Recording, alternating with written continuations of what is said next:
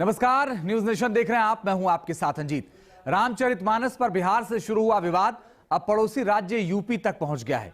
UP के पूर्व मंत्री और समाजवादी पार्टी के दिग्गज नेता स्वामी प्रसाद मौर्य ने इस विवाद को और हवा दी है। स्वामी प्रसाद मौर्य ने रामचरितमानस की चौपाइयों पर एतराज जताते हुए उसे बैन करने की मांग की, फिर सफाई दी और कहा कि उन्होंने रामचरितमानस के कुछ अंश हटाने की बात कही थी।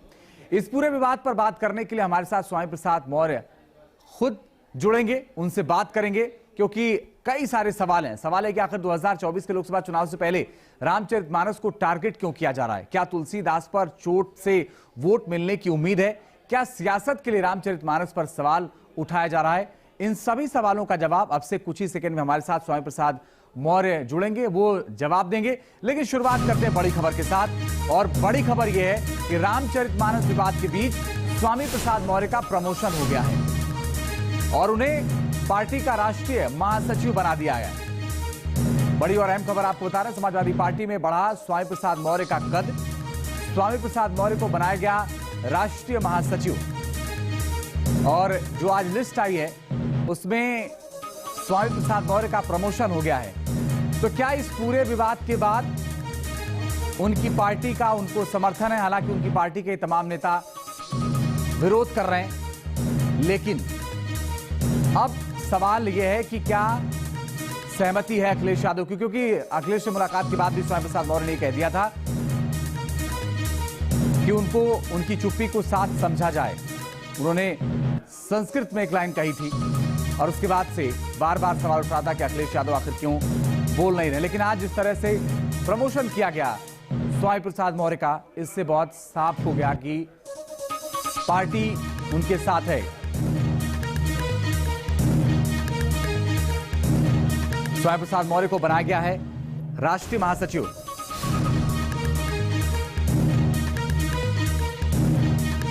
तो स्वामी प्रसाद मौर्य को राष्ट्रीय महासचिव बना दिया गया है। कहा जा रहा है कि उनका प्रमोशन किया गया है। हालांकि उन्होंने लगातार एक के बाद एक ट्वीट किए और एक और ट्वीट करके उन्होंने कहा है कि मैं आवाज उठाता रहूंगा पिछड़ों की।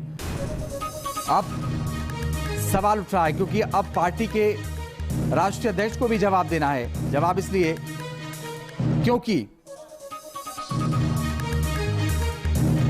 अब उनसे सवाल पूछा जाए। लेकिन स्वामी प्रसाद मौर्य के किस बयान को लेकर के पूरा विवाद शुरू हुआ था, जिसके बाद से लगातार सियासत हो रही है, वो पहले बयान आपको सुनवाते हैं।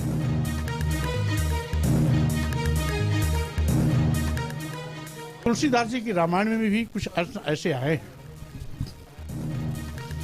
जहां जाति सूचक शब्दों का प्रयोग करते हुए अपमानजनक टिप्पणी की गई है। उस पूरे शूद्र वर्ग को, जिसमें सभी आदिवासी, दलित और पिछड़े आते हैं, एक साथ सबको अपमानित किया गया।